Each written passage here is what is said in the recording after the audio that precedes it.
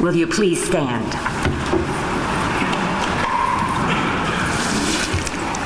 Let us pray.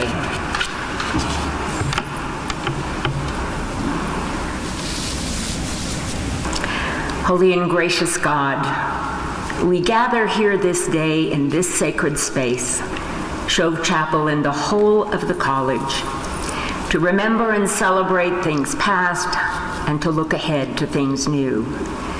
We remember our very first days here, savoring our new independence, finding our way around campus and classes and traditions, finding new ideas and discoveries, and perhaps even our vocations. We remember our beloved professors, some now gone. We celebrate our lifelong friends, some of whom are here today. Grant us all, O God, open and understanding hearts, that we might see in ourselves and one another strengths and weaknesses, hopes and dreams, successes and failures, accomplishments and things not yet tried. As we gather here in our 70-year-old bodies and still young hearts, grant us hope and assurance that new life begins at any age on any day, and that there will still be new dreams to accomplish. This we pray in your most holy name. Amen. Please be seated.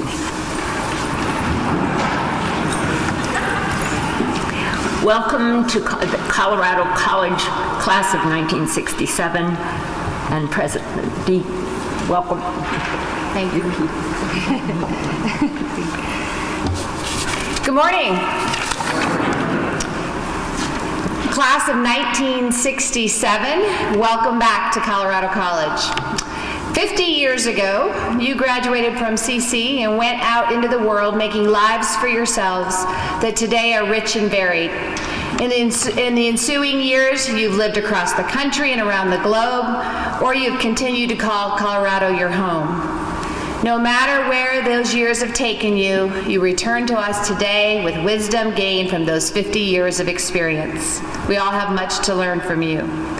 It's great fun to hear you wax nostalgic about your years as a student at the Colorado College campus and to hear how your lives have unfolded.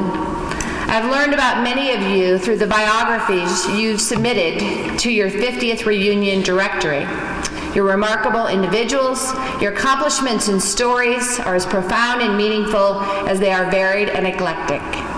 You and your classmates are artists, orthopedic surgeons, programmers, illustrators, academic administrators, residential designers, directors, educators, counselors, realtors, professors, entrepreneurs, scriptwriters, chaplains, translators, policy researchers, attorneys, human resources professionals, fine food purveyors, financial industry professionals, authors, technology professionals, paleontologists, chemists. You've served as Peace Corps volunteers, flight attendants, architects, boat builders, accountants, healers, educators, database developers, vice presidents, priests, photographers, insurance brokers, Army engineers, painters, dermatologists, community planners, aerospace engineers, corporate planners, and Lamaze instructors. And at least one of you I know from experience is an excellent chef. You have also served your country, often in times of conflict. You've lived and worked all over the world, from Greece, Italy, Germany, Austria, England, and Kazakhstan, to Australia, the Democratic Republic of Congo, Vietnam, France, South Africa, Colombia, Budapest, Prague, and Taiwan, as well as Turkey, Bosnia, Russia, Pakistan, Japan, Mexico, New Zealand, Canada, Oman, and the United Arab Emirates. You are more well-traveled than our students, which is pretty remarkable. You've received many awards and accolades for your contributions to the wider world: Guggenheim, NSF, and Fulbright Fellowships, New York Bessie Awards, the American Bar Association's Gambrill Award, Bronze Stars, and Meritorious Service Medals. You're a highly educated group. Many of you have earned graduate and professional degrees. Community and family matter to you as you've shared news that your parents and grandparents and leaders in your communities. With all of these accomplishments, you can see how I found reading about you very inspirational. I hope you're enjoying this time together, reveling in each other's company, and catching up on lives truly well lived. As with your lives, a lot has happened at Colorado College since you've graduated. My guess is that as you look around campus this weekend, you will see changes in the building, some new and many somewhat changed. A few maybe look very similar to when you were here. I hope you'll walk through and explore all of these spaces.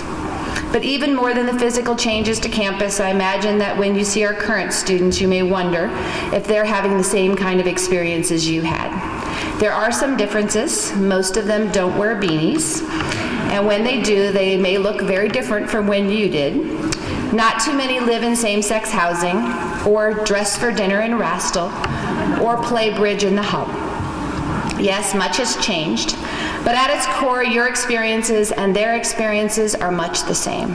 We're still a liberal arts college on a residential campus, where small classes are taught by faculty who care about teaching and developing well-rounded, inquisitive individuals. The kind of people like you who will go out and forge your own paths and never stop learning. We still value our place in the Rocky Mountain West. That spirit of adventure that defines this region will always be a part of us. And perhaps most importantly, the bonds that students form with each other and their professors at CC today will endure for 50 years and beyond, just like yours. You're the embodiment of what's good about a Colorado College liberal arts education. You continue to inspire us to keep doing what we do so well. One example, your class, through your class gift, has funded the class of 1967 Tech Sandbox in our newly renovated Charles Tutt Library. It's the place on campus to learn about new and emerging technology and the place where our students' curiosity is piqued. Here they can test innovative ideas with assistance from and in collaboration with professionals from our IT department. The Tech Sandbox is centrally located on the first floor of the library, which has become the most popular place on campus, the intellectual hub of our campus that we imagined. I hope you all will check it out, and I invite you to join us tomorrow afternoon at 2:30 for the library dedication and a special announcement about the future of Colorado College. And I plan to give the class of 1967 a special shout out. You have set quite a standard for us and for our students who attend CC today. I hope you have the opportunity to talk with them and other alumni during homecoming weekend to share your wisdom and experience.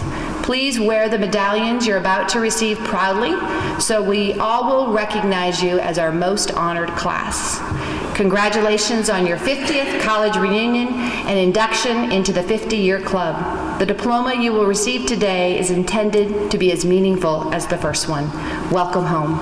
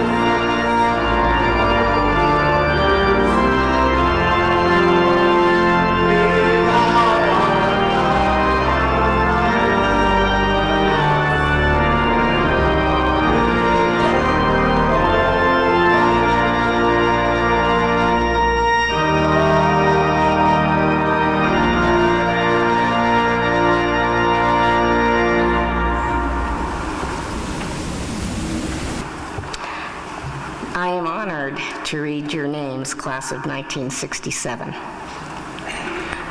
Connie Bell Hine.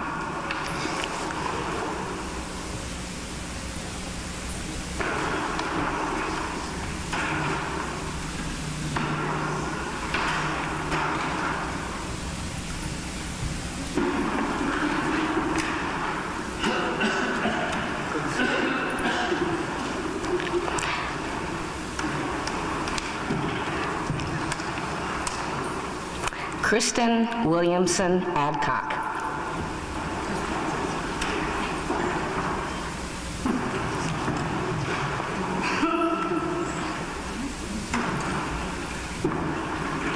Janine Richards Allen.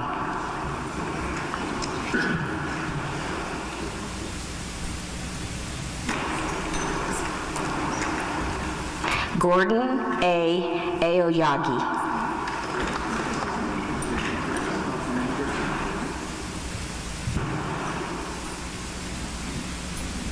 Richard R. Bonner.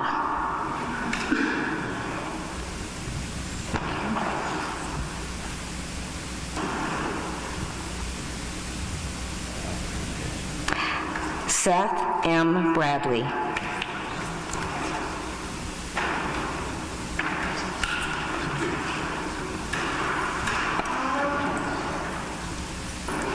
Linda Geraltz Bredesen.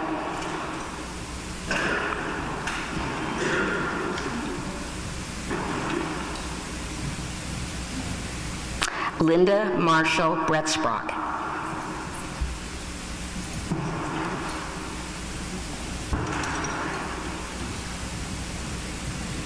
Linda Lewis Bryson.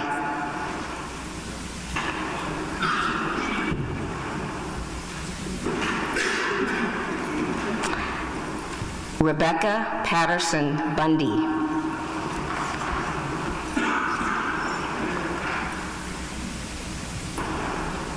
Jennifer Williams Calloway.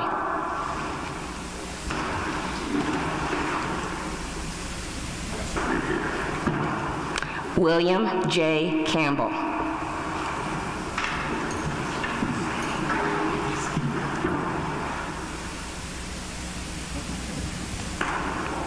Philip D. Siriani.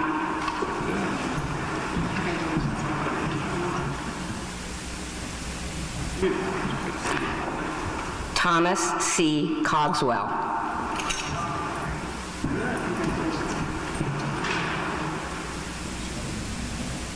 Keith D. Cunningham.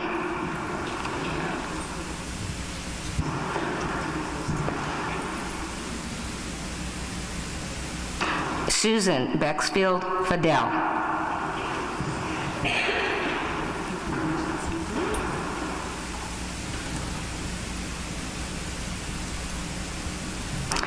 Garrett R. Fonda.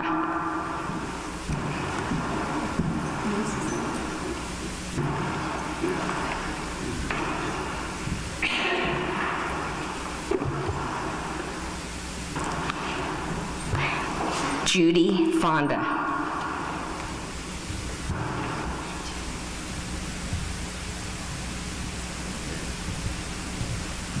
Raina K. Fowler.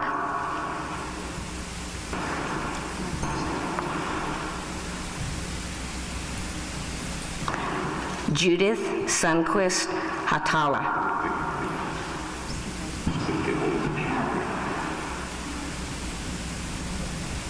Louise Glass Hill.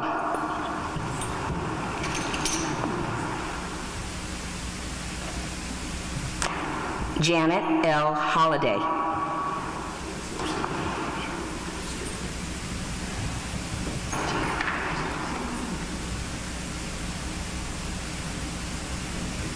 Gregory Jenkins.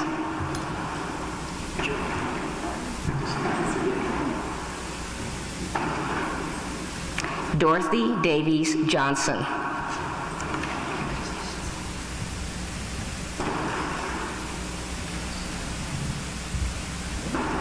David S. Johnston.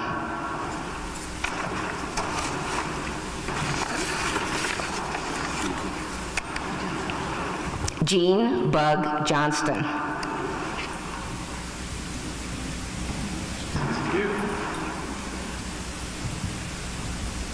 Beatrice Livingston Jones.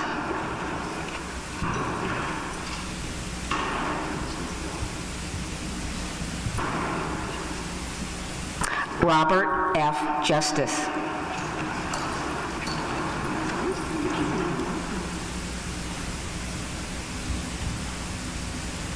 Cheryl Bath Leffler.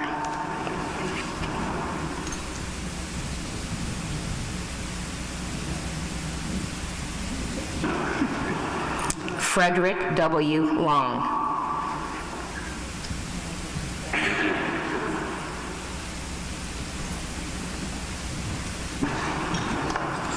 Judith Adams Lopez.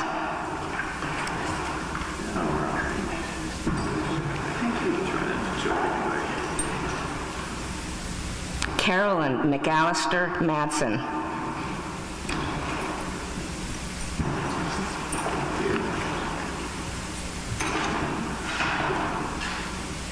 Thomas H. Mahoney.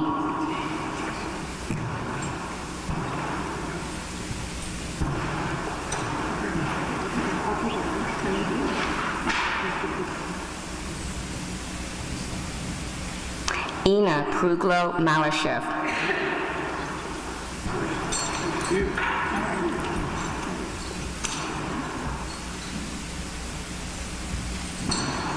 Lauren G. Markley.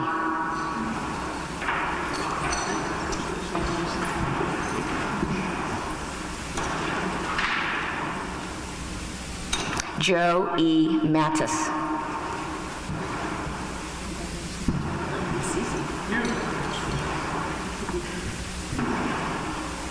Marilyn Burnham McBride.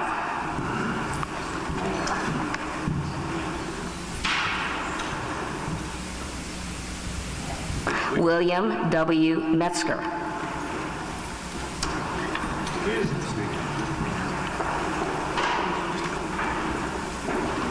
Susan Allison Milstein.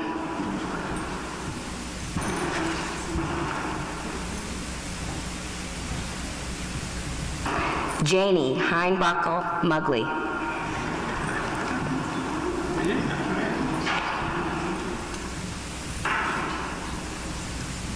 Kathleen Coleman Nelson.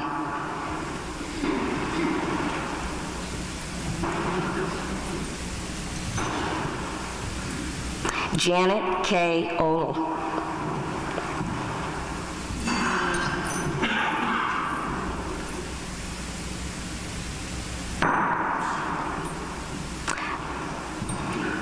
Adi Otterstein.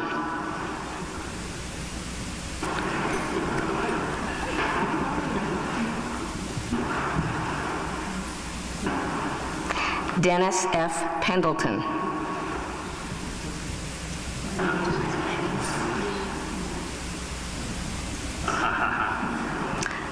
Warner K. Reeser.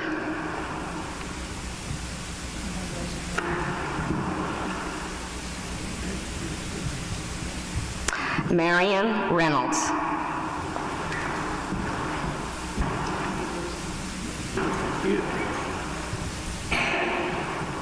Mary Elizabeth Jones Ritchie.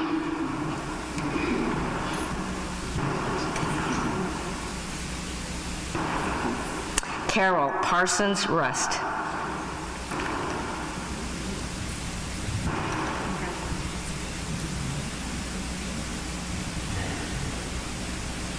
Connie M. Sashi.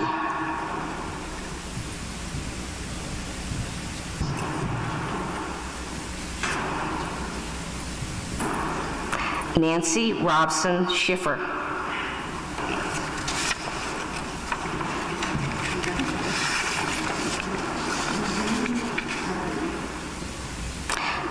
Claudia Hunter Scott.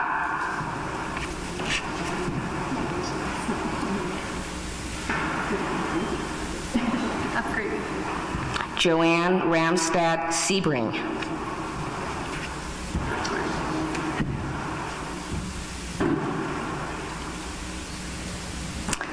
Linda S. Sager.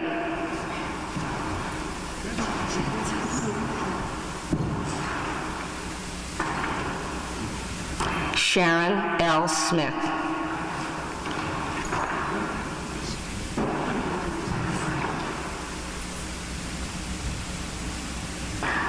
Robert A. Stapp.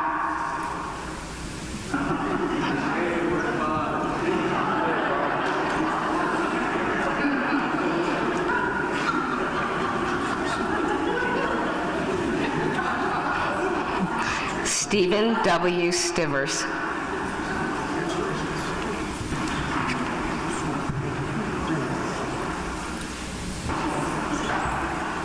Susan Hills Thomas.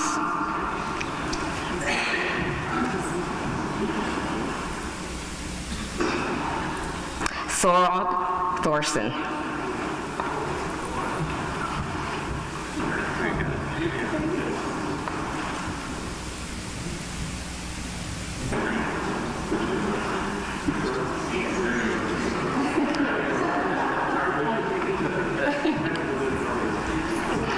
Anita Gable Towns.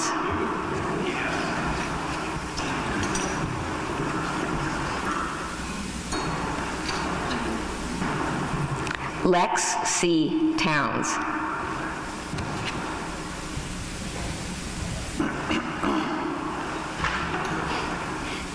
Duke Walrath.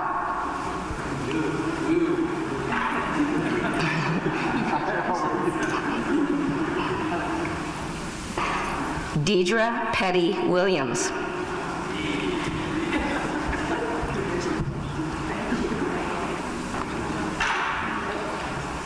Shirley King Woolley.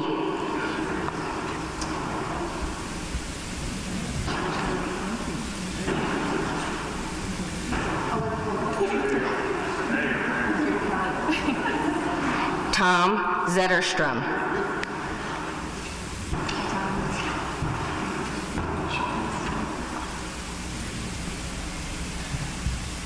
Ronald Jackson.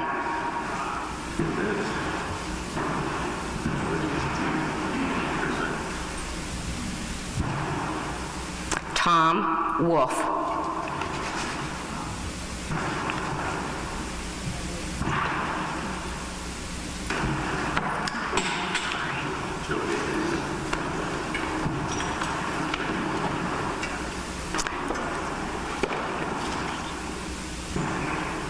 Gary A. Knight.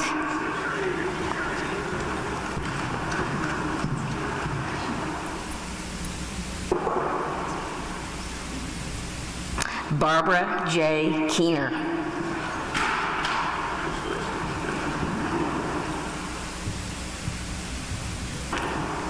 John P. Chalik.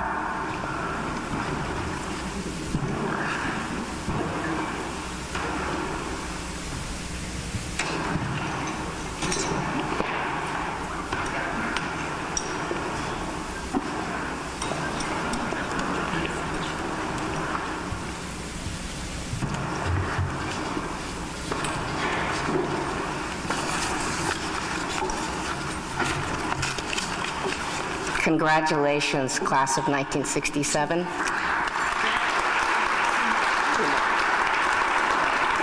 And the surprise dessert, there's a surprise dessert. There's two more people. William C. Beaver.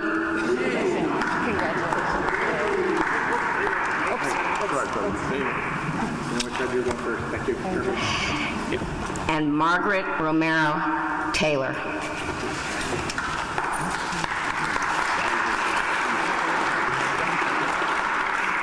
Congratulations, class of 1967.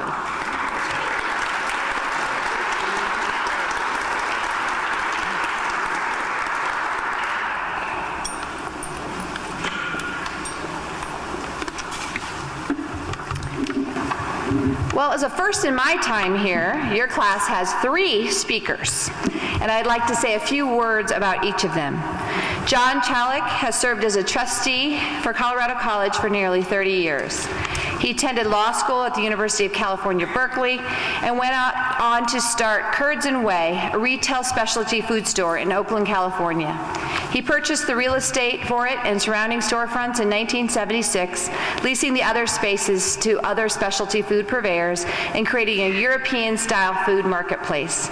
It's a project he continues to manage today, and many friends, I think, benefit from that. Barb Kinnear is a member of the core faculty at Capella University in Gainesville, Florida, where she designed and taught online graduate courses and developed and marketed specializations in college leadership and directed and mentored dissertation research. She earned a Doctor of Education degree from the University of Florida. She also holds master's degrees in speech communications and personnel administration. Barb is a past president of CC's Alumni Association Board. And after he graduated from Colorado College, Gary Knight earned a master's in government from Claremont Graduate School and an MBA from the University of Miami. He has served as Assistant Dean for Claremont Graduate School, Senior Vice President of the AMC Cancer Research Center, and the Executive Director of the Dade Human Rights Foundation, among other positions in his storied career. He currently serves on advisory boards for 2 nonprofits in Charlotte, North Carolina. Please join me in welcoming your class speakers.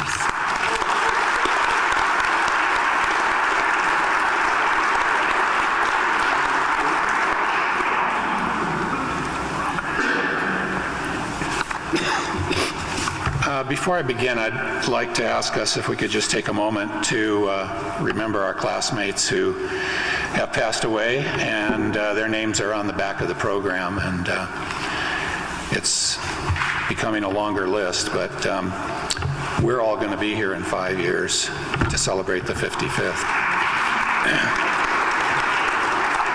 But let's just take one moment for that, and then I will begin.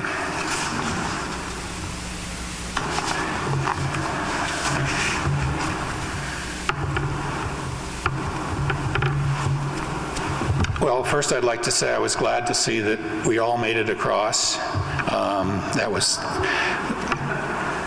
And I don't know if you did, but I certainly remembered 50 years ago when we marched across the podium. It's kind of touching to have those memories become alive as we go through the same sort of ceremony. But this is actually our 54th year on campus.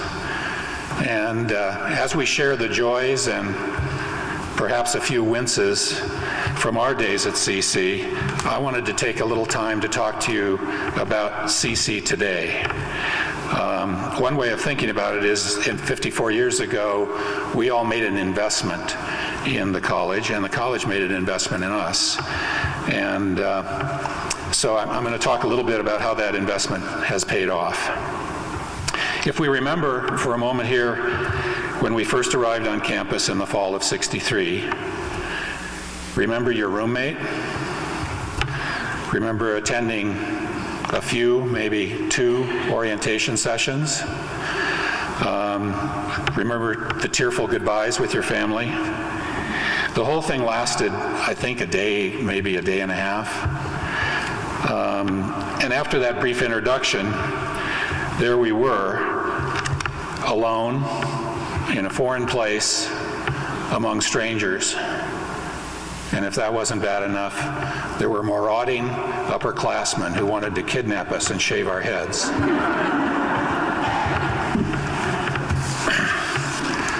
Well, first we must congratulate ourselves on having survived the odds of applying to CC this year. And now I'm speaking to you as we are part of this year's freshman class, first year class. So we are among the 528 chosen few that float in the pool that was 8,222 applicants.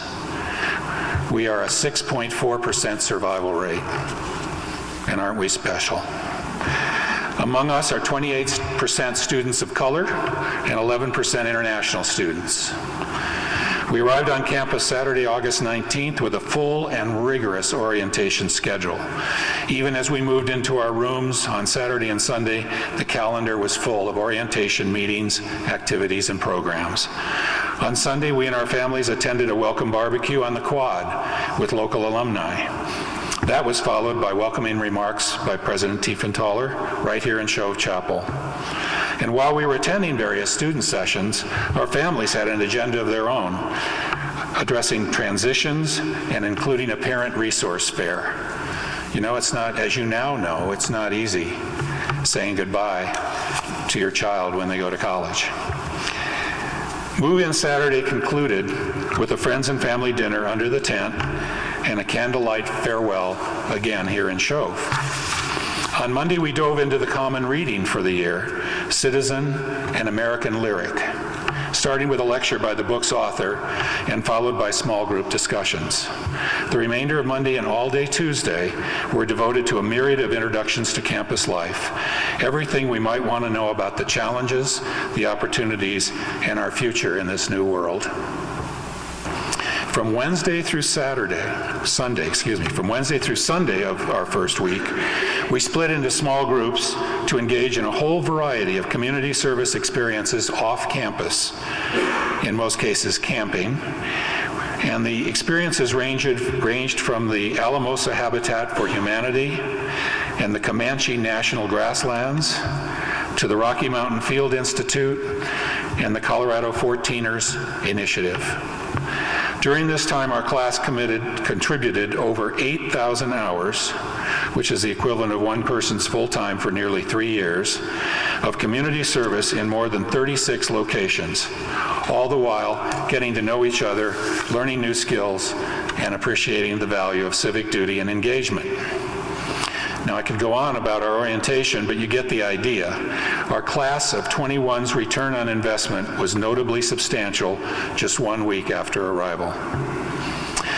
Now, I want to just give you 6 bullet points to give you an idea of what it lies ahead of us as members of the class of 21. When we got back from our orientation, we began a 2-block course called the First Year Experience, FYE. We spent our first 2 blocks immersed in a pair of fast-paced, thought-intensive courses typical of the block plan. FYE courses are aimed at refining skills like weighing evidence, managing contradictions, establishing connections, and establishing and expressing ideas orally and on paper. The FYE is designed to empower and enable students to take full advantage of the educational experience at CC by providing them with a critical introduction to liberal learning on the block. Among the choices, and there are many, freedom and authority. Tim Fuller co-taught that one this year. Microbiology and cellular biophysics. That was my choice. Introduction to physical geology, and one called Emotion and Meaning in Music, and Michael Grace, who this weekend is celebrating 50 years of teaching at CC, co-taught that one. Now, it isn't all about academics here, we know that, and I wanted to tell you a few things about athletics. Some of us would be among the 300 students participating in varsity athletics. There are 16 separate teams.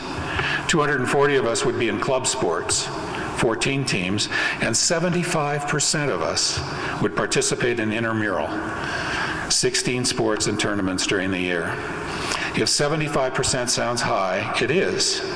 The Princeton Review ranks Colorado College number 3 in a field of 382 colleges and universities for intramural participation. And get this, 650 to 700 students per day are using the beautiful new fitness center. 10 years ago, that number was 50 students. If you haven't seen the fitness center, I recommend you do it. It's over at the El Pomar Gym. It is the most beautiful place in the world, and you're there exercising, and the whole mountain range is in front of you. It's really, really fabulous. Some of us would have gotten involved with the College for Community Engagement. It's a collaborative that supports and facilitates a wide range of programming, and it's designed to match student interest and community need. It provides support to many student-run organizations and offers a community-engaged leadership certificate program. Campus-wide, about 50% of the students per year are involved in the community engagement program. And last year, the total student contribution to community service was 53,942 hours. That's one person full-time for about 27 years. So community service is huge here, and in this very chapel for many years, students every Sunday had a soup kitchen, and a number of people from the community came by, and we're very happy to have that. We would probably all have been involved in one or more student organizations. There are 130 of those. And those offer amazing leadership opportunities, student government and residence hall advisors, for one, and involvement in community service in environmental agencies. And there's lots of student-to-student mentoring that goes on here. It starts with the very first day when students arrive, and there are student mentors participating in the orientation, and it just weaves its way through the whole campus, through the whole 4 years. We have an amazing career center now. What used to be an office aimed primarily at connecting upper-class students with job opportunities is now a dynamic, professionally staffed operation offering internships, and more than half of last year's graduating class had at least one internship. They do seminars, they do group tours to major cities to meet with potential employers, and they offer a half-block non-credit program in January with courses ranging from journalism boot camp to advertising agency immersion to comedy in culture in New York City. 40 to 50% of the student body uses the Career Center each year. The Career Center has also launched an online networking program called Tiger Link, which allows participants to help CC students with their career development. So after Jill read off all the careers and all the accomplishments, I would suggest to you that many of you here might be interested in looking at this program and signing up to offer your help with students who are struggling with their career choices. And you can find Tiger Link on the website. Lastly, I want to mention innovation. Forbes magazine has rated CC as the third most entrepreneurial college in America. Yes, but CC's definition of innovation goes way beyond entrepreneurial, extending into virtually all corners of campus life. Some of us would no doubt want to get involved in the Innovation Center, a design-build workshop where students learn creative techniques for conceiving, designing, and building. But even those of us who never ventured into the Innovation Center would find innovation integrated into academics and extracurricular endeavors everywhere. Some of us might choose to join a group competing in the Big Idea, a campus-wide competition where great ideas and presentations compete for big bucks in prize money. One of last year's winning teams is, in fact, this month presenting their idea at the Clinton Global Initiative. And just yesterday, Jill's blog told of another of last year's winning teams adapting their original concept, noting these grads exemplify resilience and risk tolerance, two central goals of innovation at CC. And I would like to plug Jill's blog. If you leave here wanting to stay more connected and wanting to keep up with what's going on the website, you can sign up for Jill's blog and you get all kinds of wonderful news about what's going on here, so I'd encourage you to do that. So as you go about campus this weekend, I think you should certainly enjoy the CC that was, but I hope you'll also take a look at the CC that is. And for a true reward, engage some current students in conversation, exchange points of view, and learn of their experience. That should confirm for you that our involvement and our investment 54 years ago has paid off very well. Thank you, and I hope you enjoy the weekend.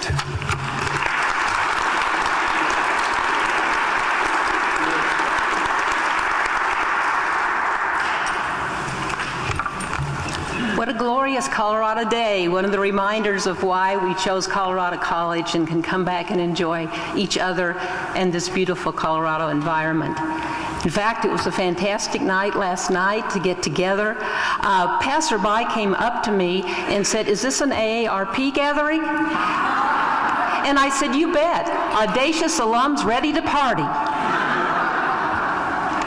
But in many ways, as John has indicated, we have a lot to reflect on. So let's take a few minutes and do as Dr. Hoffman would suggest us to do, and that is consider the past as prologue.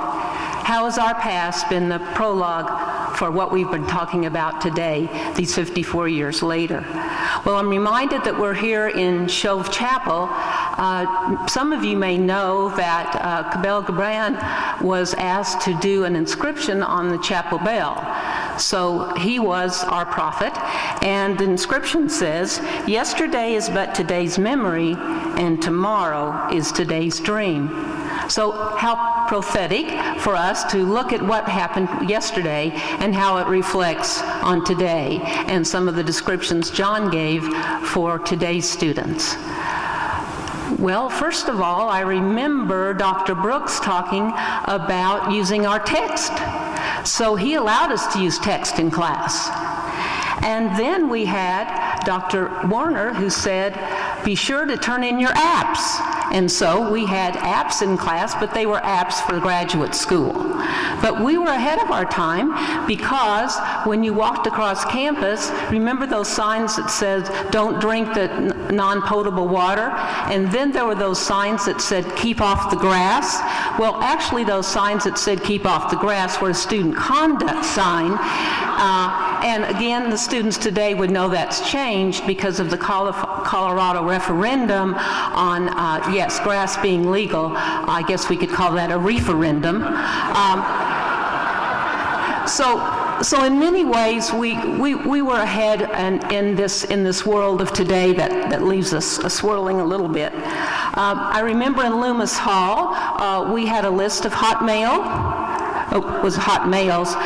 Some of you may know that, or may not know that you were on that list. We had Dr. Meidelman who talked about Amazon, and Dr. Warner who talked about prime lending.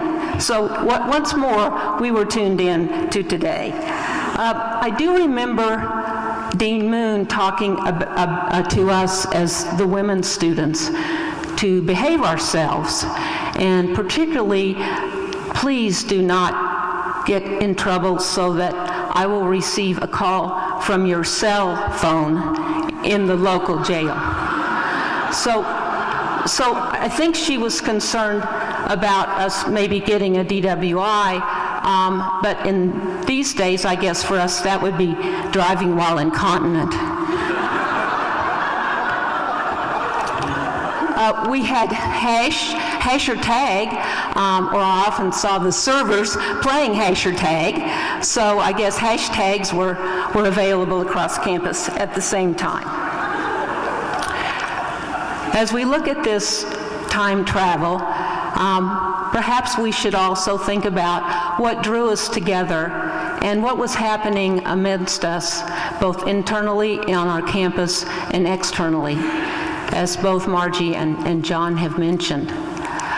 On August 28, 1963, as we were packing our bags to come to Colorado College, Martin Luther King stood on the Lincoln Mall in Washington, D.C., and told us that he had a dream. At that point, it was a turning point for all of us. Social justice, turbulent times, wars we did not think we should be in. All of these things were surrounding us, external to our experience here, and yet woven through it. And Dr. King also told us to look for harmony in our lives. And we sought harmony both through our academic undertakings as well as being with each other. And it would be remiss of me to not say that harmony is reflected in the music that we have.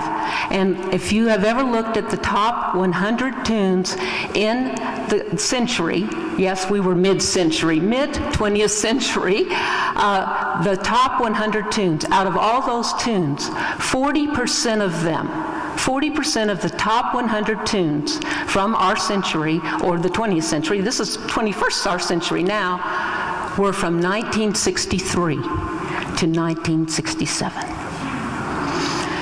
So let's look at those a moment because, and I promise not to sing during Songfest, I was actually asked to just mouth the words. So I promise I'm not going to sing, but these will all be familiar to you, and I would think that you, in turn, will feel the tunes in your mind. So the harmony that I thought of first was Chillin' with Bob Dylan. And notice that Bob had, throughout our 4 years here, many messages to us. So this is sort of an overture of our time through the music of our time. Blowing in the Wind, Bob Dylan, 1963.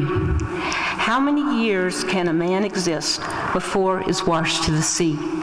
Yes, and how many years can some people exist before they are allowed to be free? Bob Dylan, 1964. The times they are a-changing. And don't criticize what you can't understand. Your sons and daughters are beyond your command. Your old road is rapidly changing. Please get out of the new one if you can't lend your hand, for the times they are a-changing. 1966, had to throw this one in there. Good Vibrations by the Beach Boys. Got to keep those loving good vibrations going. And of course, the Beatles were in the middle of everything that we had when we listened to our music. And you can recall numerous Beatles songs, so I hesitated to select one. But we went from I Want to Hold Your Hand in 1964 to Norwegian Wood and Strawberry Fields Forever and Yesterday. All the Beatles with many, many memories of their British invasion. I guess Bill will talk a little bit more about British invasion. So it's not any surprise that we selected I Can't Get No Satisfaction for our class motto or mantra. The Rolling Stones told us quite a bit. Time's on our side. I know, I know, I know. There are other songs I thought that we could also mention, but when talking to Chaplain Hernandez Siegel, he suggested that I not read those lyrics. I would like to leave us with, not leave us, but move to Gary's reflections as well. But I would, again, like to go back to Bob Dylan, 1967. May you grow up to be righteous. May you grow up to be true. May you always know the truth and see the lights surrounding you.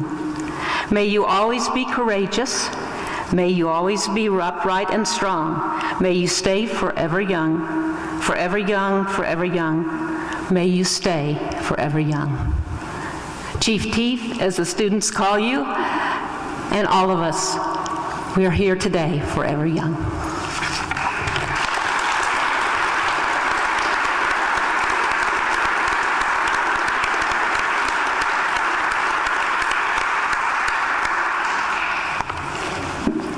President Tiefenthaler, Dean Wong,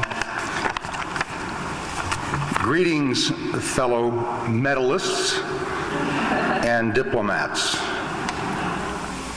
New faces, not Facebook, began our run. What book did we discuss in that orientation sun? Beanies and harassment by the upperclassmen. Dorm hours for women, but not for boys to men. We had intense discussions at Giuseppe's over pizza and 3-2 beer, and in our immortality feared nothing and had nothing to fear. Dress-up dinners, skirts, dresses, jackets, and ties. A great 1963 fall marred totally when JFK dies, and suddenly the world was far closer than Pikes Peak. Civil rights marches, Vietnam, Lyndon Johnson, Goldwater, all not for the meek. But we survived and thrived and became friends and had fun. We were the cusp between the silent generation and the boomers' run. With Star Trek, we were the first to go where no one had gone before. During our 4 years at CC, we greeted pot, LSD, the sexual revolution, and more. To rephrase Billy Joel, we did start the fire and didn't try to fight it, as we said farewell to Hayes House, which had officed the profs in English Lit. We learned a little Latin from J. Juan Reed, like en loco parentis. and on weekends acted like Dionysus until we were non-compos mentis. We all took English and Western Civ from Reinitz, Mauck, Ross, and Moore, from Round Robin, Barton, Carter, and Hockman, who lectured in winter with windows open along with the door, poli-sci from Sonderman, Finley, Fuller, and Brooks, philosophy from Gray, Rucker, Cavell, and Krim. Do you remember trying to understand logic with an Austrian accent from him? Physics from Bradley, biology from Beidelman, psychology, where we shocked pigeons after instructions from Johns, Freed, and Schern, then rushed to Burton and Pickle and Fox to study religions. We were smart before there were phones, and used quarters to dial home from one phone per wing. Typewriters were manual. Our fingers were strong, erasers, carbon sets, and then white eraser strips became king. As I began the task of assembling my notes and wondered how 54 years had slipped away, I realized that each word I could mention would be a memory of someone CC from yesterday. Superdorm, the symposiums, possum blossoms, KRCC, mystery meat at Halloween served by a witch. Fraternities, sororities, the Tiger, the Kinnikinnick, the Chinook bookstore, art professors Arnest, Snyder, and Trissel, and of course the weekly bitch. Football, hockey, the Broadmoor Hotel, the Kachina, Nameless, the Zamboni, Tony Frasca, coaches Carly, Flood, and Lear. The lottery, the war, protests, and the draft, when draft did not mean a breeze or a beer. Yet we never took ourselves too seriously. Our biggest protest was about losing our off-campus pads. Those are some of the many words I feel we must mention so that our memories are clear. How very, very wise we were to have chosen to be young when we spent our 4 years here. So I close now with a benediction from a man I admire for poetry, wit, and song, and he's been on the same journey as us and for about as long. Loudon Wainwright III's latest effort, slightly edited, and one I believe is appropriate. He sings it, but as the last of the White Rappers, I will just read it. I want a double lifetime. I want to start over. One lifetime's not enough. I need another 70 years on a practice run. Practice makes perfect. I'm about half done. I want a double lifetime. I don't want to snuff it. 70 just ain't enough. It feels like I finally got it all figured out. I'm almost free from the shame and the doubt. I want a double lifetime. Yeah, a lot more time. That's what I need. I can make my move. I can do the deed. I know I'm greedy. What do I care for the afterlife? I don't want to go there. I want a double lifetime. Man, I deserve it. I want it so bad. I even got the nerve it's going to take to get down on my bended knees, beg and pray, say, pretty please, give me a double lifetime. I want a double lifetime. I wasted my first one. The first one came time around. That's always the worst one. You don't know what you're doing, and you just can't wait. So you go ahead and do it, and then it's too late. You need a double lifetime. I'm just like you. It's true, you know. Ask yourselves, are you ready to go? No. You want a double lifetime? Yeah. A little more time because, you know, I'd never want to keep living forever and ever. I know it sounds funny, if the truth be told. About 140 don't seem that old. I want a double lifetime. I'm not going to get it. But if a miracle happens, you know I'm going to let it. If I eat enough yogurt, maybe I might. And the second time around, I'm going to get it right. Congratulations to all of us.